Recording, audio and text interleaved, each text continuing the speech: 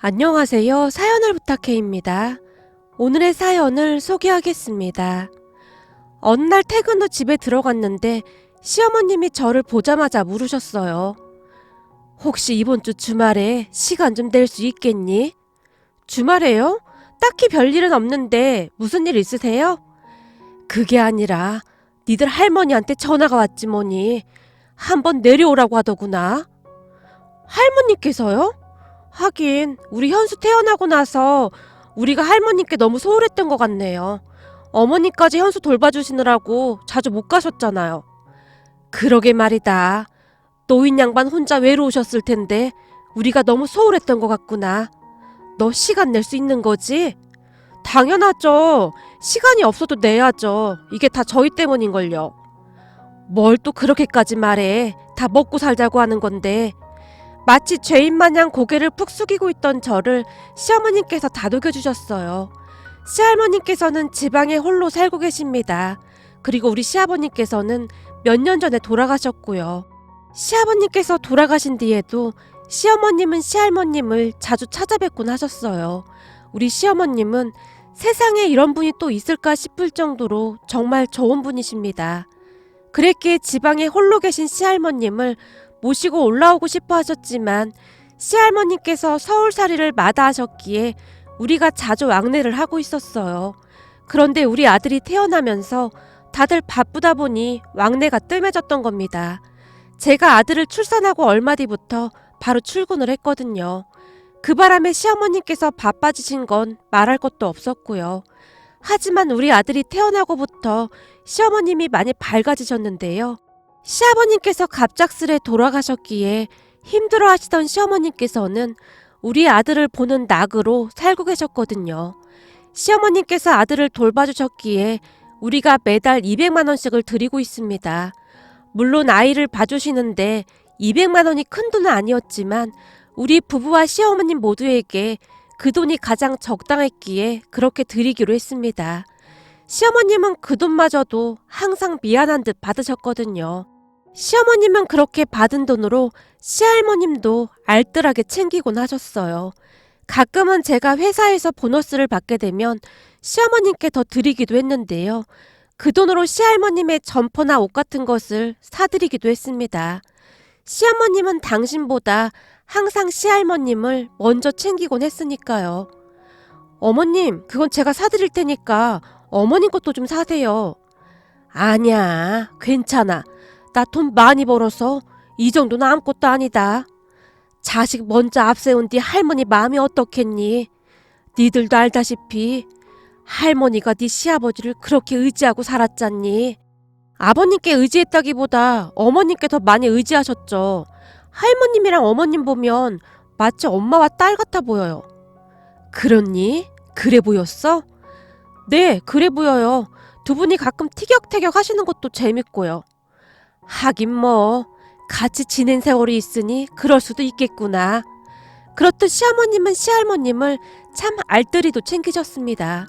그리고 우리는 그 주 주말에 시할머님이 계신 곳으로 내려갔습니다. 내려가기 전 동네 분들에게 드릴 과일이나 음료수 같은 것도 한가득 싸서 차에 싣고 갔는데요. 홀로 계신 시할머님을 챙겨주시는 동네 분들에게 항상 감사해 하셨거든요. 그렇게 잠시 후 시할머님 댁에 도착을 했는데요. 평소와는 다르게 집이 너무나 조용하기만 했습니다. 아침에 전화를 드리고 왔었기에 우리가 오는 걸 아셨을 텐데 가까운 곳에 마실이라도 가셨나 싶어서 시어머님께서 전화를 하셨어요.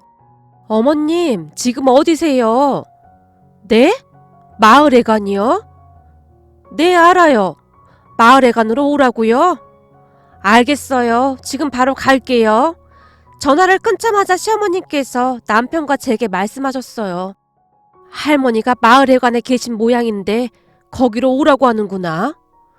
마을회관까지요? 그럼 이거 다 들고 갈까요? 그러자. 이왕 이렇게 된 김에 어르신들 다 드실 수 있도록 가지고 가자꾸나. 시어머님의 말에 남편과 제가 양손 가득 먹거리를 들고 마을회관으로 이동을 했습니다. 그런데 그곳에 못 보던 분이 한 분 계셨어요. 아무래도 그동안 시할머님 댁에 자주 왔었던지라 저도 동네 분들 얼굴 정도는 거짐 다 알고 있었거든요.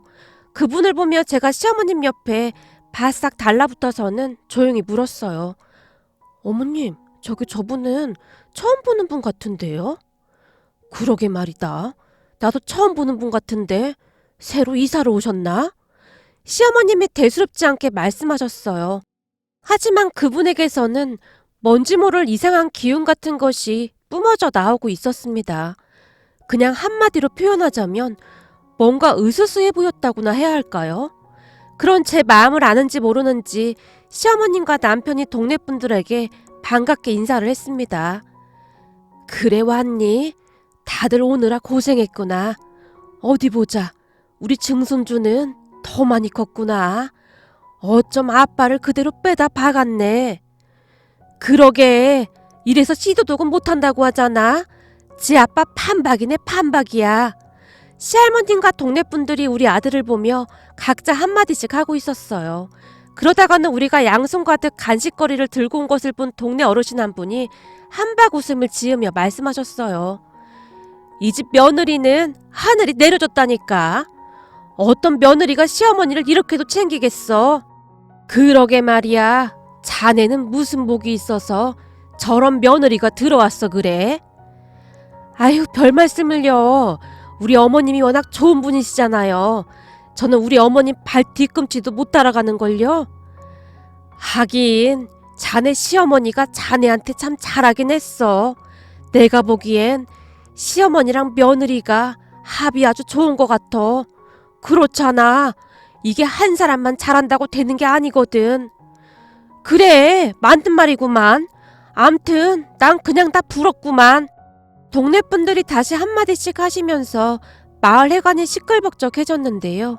처음 보는 그 아주머니가 우리 시어머님에게서 눈을 떼지 못한 채 한참 동안을 뚫어지라 바라보고 있었습니다. 그 눈빛이 어찌나 매섭고 오싹하던지 저도 모르게 남편 뒤로 숨을 정도였는데요. 그런 제 모습을 봤던 것인지 그 무섭게 생긴 아주머니가 그제서야 시어머님에게서 눈을 떼고는 조용히 입을 열었어요. 이 집이 대대손손 며느리 복이 있네. 그렇다마다요. 이 집 며느리들이야 착하다고 동네에 소문이 자자합니다. 근데 그걸 한눈에 알아보시네요. 그런 것도 다 보이는가 보네. 그걸 뭐 꼭 봐야 하나? 그냥 다들 인상이 아주 좋네요. 그제서야 시할머니께서 우리에게 그 무섭게 생긴 아주머니를 소개해줬는데요. 인사해라. 여기는 보살님인데 아주 용하다고 소문이 자자하다. 오늘 오신다고 해서 내가 니들도 내려오라고 한 거야. 네? 저희 보고 점을 보란 말씀이세요? 시어머니께서 많이 놀라신 듯 했는데 당황한 기색이 역력했거든요. 그런 시어머님의 모습을 가만히 지켜보던 점쟁이가 다시 조용히 입을 열었습니다. 저기 집에 가서 조용히 말 좀 하죠. 왜요? 우리한테 무슨 일이라도 있는 거요? 저번에도 그러더니 왜 자꾸 우리한테만 그러는 거요? 저기 여기서 이렇게 말할 건 아닌 것 같으니까 댁에 가서 조용히 말씀드릴게요. 점쟁이의 말에 시할머님의 안색이 어두워져 있었는데요. 그런 시할머님의 표정에서 뭔가 알 수 없는 불길한 기운마저 느껴졌습니다. 우선 점쟁이의 말에 시할머님이 자리에서 일어나셨고 우리 모두 집으로 향했습니다. 그 뒤를 점쟁이가 따라왔고요. 그렇게 집에 도착한 뒤 점쟁이가 시할머님을 따라 집 안으로 들어갔어요. 그리고는 우리에게 이상한 말들을 하기 시작했습니다. 며느님은 지금부터 내 말 잘 들어야 합니다. 이달 말쯤에는, 그러니까 이달 29일부터 30일까지는 아들 집에서 자는 게 좋겠습니다. 네? 우리 아들 집에서요? 예, 꼭 아드님 집에서 주무셔야 합니다. 제가 웬만하면 이런 거 잘 안 알려주는데 그동안 며느님이 착하게 살아서 복이 참 많네요. 여기저기서 며느님을 도와주고 싶어서 안달이 났어요. 아니, 그게 무슨 말씀이세요? 그럼 저한테 무슨 일이라도 생긴단 말입니까? 저도 자세한 건 말씀드리기 어려운데 암튼 29, 30일 이틀은 꼭 아드님 집에서 주무셔야 합니다. 내 말 명심하세요. 점쟁이가 다시 한번 신신당부를 했습니다. 점쟁이의 말에 시할머님이 걱정스레 물으셨는데요. 그렇게만 하면 괜찮다 그 말인 거죠? 예, 그렇게만 하면 괜찮을 겁니다. 그러니 꼭 명심하세요. 얘야, 너 꼭 명심하거라. 이분이 보통 용한 게 아니거든. 얼마 전에는 저 아랫마을 최 씨가 이분이 써준 부적 때문에 큰 사고를 당할 뻔하다가 살았단 말이다. 그러니 너 꼭 명심해야 한다. 시할머님의 얼굴에는 근심이 가득해 보였습니다. 시할머님께서는 점쟁이의 말을 곧이곧대로, 아니죠, 거의 맹신하고 있는 것처럼 보였어요. 하지만 시어머님은 역시나 별 대수롭지 않게 생각하시는 듯 했는데요. 난 잠자리 바뀌면 불편해서 잘 못 자요. 아무래도 우리 집이 편한데. 그리고 우리 순복이도 나 없으면 잠을 잘 못 자서 안 되는데. 네가 지금 강아지 걱정할 때야. 하루 이틀 따로 잔다고 강아지가 어떻게 되는 것도 아니니까 꼭 명심하거라. 알겠냐? 내가 진작에 보살님을 만났으면 우리 아들을 그리 허망하게 보내진 않았을 텐데. 시할머님께서 긴 한숨을 내쉬었어요. 그때 우리는 비로소 알게 되었는데요. 시아버님께서 갑작스레 돌아가셨기에 아무래도 그 충격으로 인해 시할머님께서는 점쟁이의 말을 맹신하고 계신 듯 해보였어요. 그렇잖아요. 이 미신이라는 게 사람이 가장 힘들 때 그 마음속을 파고든다고 하잖아요. 점쟁이의 말을 단 한마디도 놓치지 않으려고 시할머니께서 안간힘을 쓰고 계셨거든요. 그 모습을 보며 안쓰럽기도 하고 마음이 아프기도 했습니다. 결국 시어머니께서 눈치를 보며 대답했어요. 알겠어요. 여기 보살님 말씀대로 할 테니 어머님은 아무 걱정도 하지 마세요. 너 꼭 약속 지켜야 한다. 너까지 잘못되면 나도 그냥 이참에. 어머님, 그런 소리 하지 마시라니까요. 걱정하지 마세요. 29일이랑 30일 날은 얘네들 집에서 자면 되는 거잖아요.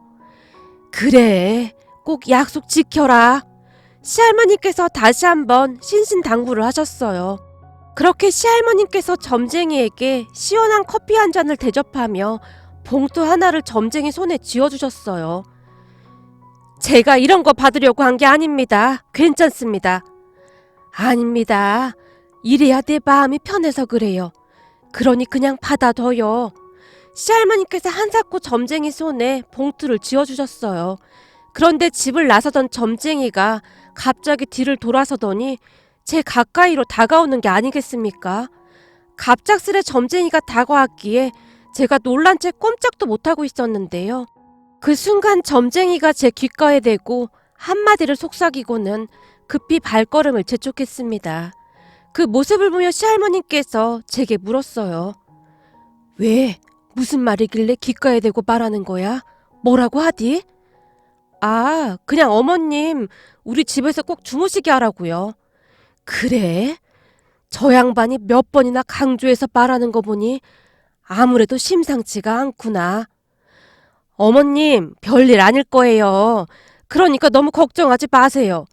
그리고 점쟁이들이 무슨 신도 아니고 너무 맹신해도 안 좋아요. 그런 건 그냥 재미삼아 보는 게 좋은 거예요. 부정 타니까 절대 그런 말 하지 말거라. 뭔가 안 좋은 게 있으니 저렇게 신신당부하는 거 아니겠냐? 네 말대로 맹신하는 건 안 좋지만 안 좋은 일이 있다고 하면 미리 알고 비켜가는 것도 나쁘지 않잖니. 그러니까 넌 잔말 말고 저 점쟁이가 하라는 대로 해야 한다. 그리고 이건 부적인데 항상 몸에 지니고 있으라고 하더구나. 시할머님께서 시어머님께 부적 하나를 건네셨어요. 하지만 그때까지도 시어머님은 점쟁이의 말을 그다지 믿지 않는 것 같아 보였는데요. 부적을 받아들던 시어머님의 얼굴이 영 미심쩍다는 그런 표정이었거든요. 시할머님 댁에서 다 같이 잠을 잔 뒤 다음날 다시 집으로 올라왔는데요. 너 꼭 명심해야 한다. 알겠냐? 알겠어요, 어머님. 그러니까 너무 걱정하지는 마세요. 제가 알아서 잘 할게요.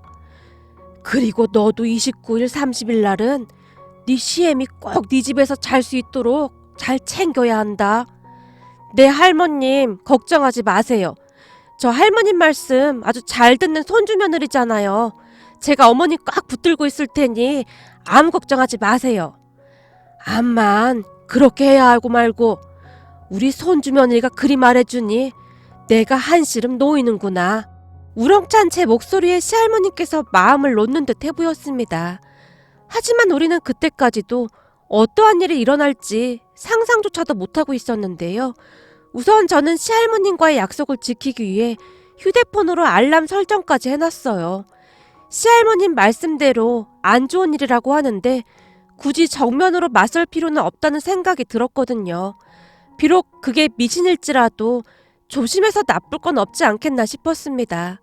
그 뒤 우리에게는 정말 신기하고 기이한 일이 일어났습니다. 어떻게 그러한 일이 일어날 수 있었던 것인지 지금도 도무지 믿어지지가 않네요. 이게 그냥 우연인 것인지 아니면 진짜 점쟁이 말이 맞았던 것인지 저는 아직도 잘 모르겠습니다. 우선 다시 집으로 올라온 우리 가족은 평소와 다름없이 잘 지내고 있었어요. 인간을 망각의 동물이라고 하기도 하잖아요. 우리 가족이 그랬습니다. 다시 평범한 일상이 시작되었고 그 점쟁이가 말했던 것들을 잊어가고 있었어요. 그러던 어느 날 시할머님께서 제게 전화를 하셨습니다. 얘야, 곧 29일 되는 거 알고 있지? 절대 잊으면 안 된다. 맞다. 곧 29일이네요. 죄송해요. 바빠서 깜빡했어요. 내가 절대 잊으면 안 된다고 몇 번을 말했니? 너라도 정신 바짝 차려야 할 거 아니야. 네, 죄송합니다. 잘 기억하고 있을게요. 오늘부터 내가 매일매일 전화할 테니까 그런 줄 알고 있어라. 네, 할머님. 잘 알겠습니다. 시할머니께서 그토록 화를 내신 건 처음이지 않았나 싶었는데요. 제게 정색까지 하시면서 말씀하셨거든요. 그렇게 시간이 흘러 드디어 29일이 되었습니다. 퇴근하자마자 제가 시어머니께 말을 꺼냈어요. 어머님, 오늘이 29일인 거 아시죠? 우리 집에서 주무시고 가셔야 해요. 저기 근데 잠깐만 다녀오면 안 될까? 순복이 걱정도 되고. 알겠어요. 그럼 저랑 같이 가요. 뭐? 너랑 같이? 괜찮아. 내가 금방 다녀올게. 안 된다니까요. 조금 전에도 할머니께서 전화하셨단 말이에요. 저한테 절대 어머님 옆을 떠나지 말라고 신신당부까지 하셨어요. 참내 어머님이 왜 그렇게 난리신지 모르겠구나. 이게 다 그 점쟁이 때문이야. 내가 보니 돈 벌어먹으려고 하는 짓인 것 같구만. 거기에 놀아나고 계신 거라니까. 아무튼 전 그런 거 모르겠어요. 근데 안 좋은 건 비켜가서 나쁠 건 없잖아요. 저도 그 점쟁이 만난 뒤로 내내 꺼림칙하단 말이에요. 그냥 점쟁이가 하라는 대로 하는 게 좋을 것 같아요. 그니까 저랑 같이 가세요. 제가 시어머님 팔짱까지 낀 채 꽉 붙잡고 따라 나섰습니다. 시댁에는 순복이랑 강아지가 한 마리 있었는데요. 한참 오래전부터 시어머니께서 키우는 강아지였어요. 남편 말로는 시할머님 댁에 내려가다가 만났다고 했습니다. 무슨 덤불 속에서 홀로 낑낑거리고 있었다고 하네요. 그대로 뒀다가는 큰일 날 것 같았기에 시부모님이 데려와서 키웠다고 했습니다. 참 신기했던 것이 평소 우리 시어머님은 동물을 정말 싫어하시던 분이셨다고 합니다. 어린 시절 남편이 강아지를 키우자고 그렇게 졸라댔지만 절대 키우지 않았다고 하니까요.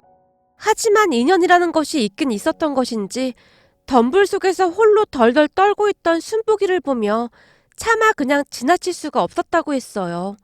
그리고 순복이는 그렇게 가족이 되었다고 했습니다. 혹시 반려동물을 키워보신 분들이라면 다들 아시겠지만 순복이는 그냥 우리 가족이었어요. 단 한 번도 동물이라고 생각해 본 적이 없다고 할 정도로 사랑을 듬뿍 받고 자랐거든요. 동물은 집에서 키우면 안 된다며 펄쩍 뛰시던 시어머님은 순복이와 같이 잠을 잘 정도로 정말 많이 변하셨고요. 특히나 시아버님께서 갑작스레 돌아가시고 난 뒤에는 항상 순복이를 끌어안고 있을 정도였습니다. 다만 우리 집에 올 때는 순복이를 데리고 오지 않았는데요. 아무래도 시어머님께서 우리 아들을 챙기느라 바쁘기도 하셨고 혹시나 하는 걱정에 자주 데리고 오진 않았어요. 암튼 순복이는 우리에게 가족이나 다름없는 그런 강아지였습니다. 그날도 시어머님은 순복이가 걱정돼서 데리고 올 생각인 듯 했고요. 하지만 집에 도착을 해서 순복이에게 밥을 주고 데리고 나가려고 하자 순복이가 꼼짝도 하지 않고 마구마구 지저댔어요. 그 모습에 시어머님과 제가 당황한 채 놀라 있었는데요. 참 이상했던 것이 순복이는 굉장히 순한 강아지였거든요. 그래서 웬만하면 짖거나 하지 않는 그런 강아지였어요. 그런 순복이가 따라가지 않겠다며 시어머님 품에서 뛰쳐나간 채 시어머님이 주무시던 침대에 누워 꼼짝도 하지 않았어요. 몇 번이나 데리고 가려고 했지만 어찌나 짖어대던지 시어머님께서 걱정스레 말씀하셨거든요. 안 되겠다. 순복이가 이렇게 짖어대는데 못 가겠어. 그렇다고 순복이만 두고 갈 수는 없는 노릇 아니겠냐?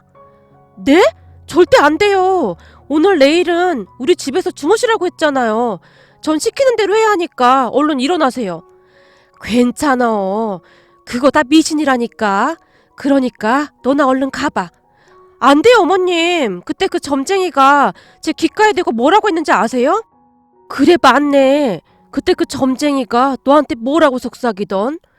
아무리 물어봐도 네가 대답을 안 해줘서 답답했었는데 도대체 뭐라고 한 거야? 시어머니께서 궁금하다는 듯이 제 눈을 뚫어지라 바라봤습니다. 사실 그날 점쟁이가 제 귓가에 대고 속삭이던 말을 아무한테도 얘기하지 않았었거든요. 점쟁이가 절대 말하지 말라고 시킨 건 아니었지만 왠지 그래야만 할 것 같았어요. 그런데 이게 우연인지는 모르겠으나 점쟁이가 말한 대로 흘러가는 듯한 느낌이 들었습니다. 그랬기에 제가 시어머님에게 단호하게 말했어요. 어머님, 그때 그 점쟁이가 그랬단 말이에요. 혹시나 시어머니가 안 따라간다고 해도 무조건 끌고 나와야 해. 내 말 명심해. 그랬단 말이에요. 그니까 얼른 일어나세요. 전 왠지 찝찝하단 말이에요. 라며 제가 억지로 시어머님을 잡아 끌었습니다. 순복이는 어쩌고 나 혼자가 안 따라간다고 저 난리인데. 오늘 내일 이틀만 그런 거잖아요. 그니까 얼른 나가요. 그리고 내일 다시 순복이 보러 오면 되잖아요. 그렇게 시어머님이 제 손에 이끌려 밖으로 나왔습니다. 그리고 다음 날이 되었는데요. 시어머님께서 아침에 일어나자마자 어이없다는 듯이 말씀하셨어요. 거봐라. 내가 아무 일도 없을 거라고 했지. 그 점쟁이 그거 사기꾼이라니까. 우선 나 금방 집에 좀 다녀오마. 우리 순복이 많이 무서웠겠구나. 알겠어요, 어머님. 오늘까지는 여기서 주무셔야 하시는 거 아시죠? 알았다, 알았어. 시어머님께서 귀찮다는 듯이 대답했어요. 그런 시어머님 말씀처럼 그날은 아무 일도 일어나지 않았기에 우리 모두는 점쟁이가 사기꾼이다 라고 생각하고 있었는데요. 그날도 역시 시할머님께서 전화를 하셨어요. 오늘까지인 거 알고 있지? 네 시어머니 잘 데리고 있어야 한다. 네, 할머님. 그렇잖아도 제가 어제 억지로 모시고 나왔어요. 그리고 말이다. 혹시 순복이도 데리고 왔니? 아니요. 순복이가 어찌나 짖어대던지 그냥 두고 나왔어요. 그랬구나. 알겠다. 시할머님께서 긴 한숨을 내쉬고는 전화를 끊었습니다. 그렇게 그날도 시어머님은 우리 집에서 주무셨는데요. 역시나 순복이는 데리고 오지 않았어요. 어머님, 순복이가 오늘도 막 짖어댔어요? 그러게 말이다. 참 이상하네. 내가 안으려고 하니까 으르렁대기까지 하잖니? 순복이가요? 순복이가 그럴 애가 아닌데? 그러게 말이다. 아까 아침에는 나한테 척 안겨서 잠시도 안 떨어지더만 밤이 되니까 언제 그랬냐는 듯이 돌변하지 뭐냐? 순복이도 이제 나이가 있어서 나도 못 알아보나? 진짜 이상하네요. 시어머님과 제가 이상하다는 듯이 고개를 갸우뚱거렸는데요. 이상하긴 했지만 시어머님께서 우리 집에서 하루만 더 주무시면 됐기에 우리는 그냥 대수롭지 않게 생각하고 말았습니다. 그리고 그날도 시어머님은 우리 집에서 주무셨어요. 그런데 다음날 아침 기가 막힌 일이 일어났습니다. 아침 일찍 일어나신 시어머님이 순복이를 보러 집으로 가셨는데요. 잠시 후 시어머님께 전화가 걸려왔어요. 예, 순복이가 눈을 안 뜨는구나. 네? 그게 무슨 말씀이세요? 순복이가 눈을 안 뜨다니요. 그때까지도 저는 시어머님의 말을 잘 이해하지 못하고 있었거든요. 순복이가 눈을 안 뜬단 말이야. 니들 지금 여기로 좀 와봐라. 알겠어요, 어머님. 지금 바로 갈게요. 다행히 그날이 주말이었기에 남편과 제가 대충 옷만 갈아입고 시댁으로 향했습니다. 그렇게 시댁으로 들어섰는데요. 집안에 시어머님의 울음소리가 가득했습니다. 그런 시어머님을 보며 남편과 제가 어리둥절한 채 멍이 서 있었어요. 우리 순복이가 무지개 다리를 건넜나 보구나. 네? 무지개 다리를 건너다니요? 엄마, 그럴 리가 있어? 어제까지도 멀쩡했잖아. 어디 아픈 것도 없었잖아. 남편이 놀란 채 순복이를 안아들었습니다. 하지만 시어머님 말씀처럼 순복이는 꼼짝도 하지 않고 있었어요. 그런 순복이를 데리고 급히 동물병원으로 갔는데요. 수의사도 시어머님과 같은 말을 할 뿐이었어요. 우리에게는 더없이 소중하던 순복이가 떠나갔다는 사실이 도무지 믿겨지지가 않았지만 현실을 인정할 수밖에 없었습니다. 순복이는 그렇게 우리 곁을 떠나갔습니다. 그런데 얼마 뒤 충격적인 소식을 들었어요. 순복이가 무지개 다리를 건넜다는 얘기를 들은 시할머님께서 다시 우리를 부르셨어요. 그리고 그날 시할머님께서 우리에게 믿을 수 없는 이야기를 해주셨습니다. 그때 생각만 하면 지금도 손이 덜덜 떨리기만 하는데요. 어찌나 놀랐던지 시할머님께서 하신 말씀이 제대로 기억이 나지 않습니다. 하지만 시할머님의 말씀을 기억나는 대로 작성해보면 이랬습니다. 그러니까 순복이가 시어머님 대신 무지개 다리를 건넌 거라고 했어요. 우리가 만났던 점쟁이가 말하기를 시할머님을 보는 순간 시할머님 주위에 흐릿하지만 무서운 기운이 계속 느껴졌다고 하는데요. 그랬기에 시할머님께서 급히 우리를 내려오라고 했던 거였습니다. 그러니까 시할머님은 본능적으로 당신 삶이 얼마 남지 않았구나라는 생각을 하고 계셨던 것 같아요. 그런데 그날 그 점쟁이가 우리 시어머님을 보는 눈이 심상치가 않았는데요. 우리 시어머님 주변에서 저승사자의 기운이 느껴졌다고 합니다. 아마도 그래서 29일, 30일은 우리 집에서 주무시라고 했다고 하네요. 이게 참 설명하기가 어려운데요. 그 점쟁이 말로는 시어머님 대신 순복이가 떠난 거라고 했습니다. 한마디로 순복이를 애주중지 키워주신 시어머님에게 순복이가 마지막 은혜를 갚은 것이라고 했어요. 순복이를 처음 만나던 그날 시부모님을 만나지 못했더라면 순복이는 이미 무지개 다리를 건넜을 거라고까지 했거든요. 그러니까 저승사자가 찾아왔다는데 시어머님 침대에 누워있던 순복이를 대신 데려갔다 그 말인 것 같았어요. 그 말에 우리 모두는 소름이 끼칠 수밖에 없었는데요. 애미 네가 착하게 살아서 순복이가 너한테 은혜를 갚은 거라고 하더구나. 비록 말 못하는 강아지였지만 너한테 많이 고마워했던 것 같구나. 하필 그 점쟁이가 말하던 그날 순복이가 떠났잖니. 그리고 순복이가 침대에서 그렇게 안 내려오려고 했다며. 그것만 봐도 좀 이상하지 않니? 시할머님께서 먼 산을 바라보시며 긴 한숨을 내쉬고 계셨어요. 그러한 모습을 지켜보던 남편과 저도 많이 놀랄 수밖에 없었는데요. 우연이라고 하기에는 이상한 부분이 너무나 많았거든요. 시간이 한참 지난 지금도 우리는 그때 그게 사실일까? 아니면 그냥 우연이었을까? 라는 생각을 하고 있답니다. 물론 그 뒤 우리 가족에게는 아무런 일도 일어나지 않았습니다. 시어머님도 건강히 잘 지내고 계시고요. 시할머님 말씀처럼 세상에는 과학으로 설명할 수 없는 그 무엇인가가 정말로 존재하는 것일까요? 오늘의 사연은 여기까지였습니다. 즐겁게 보셨다면 구독, 좋아요 부탁드립니다. 고맙습니다.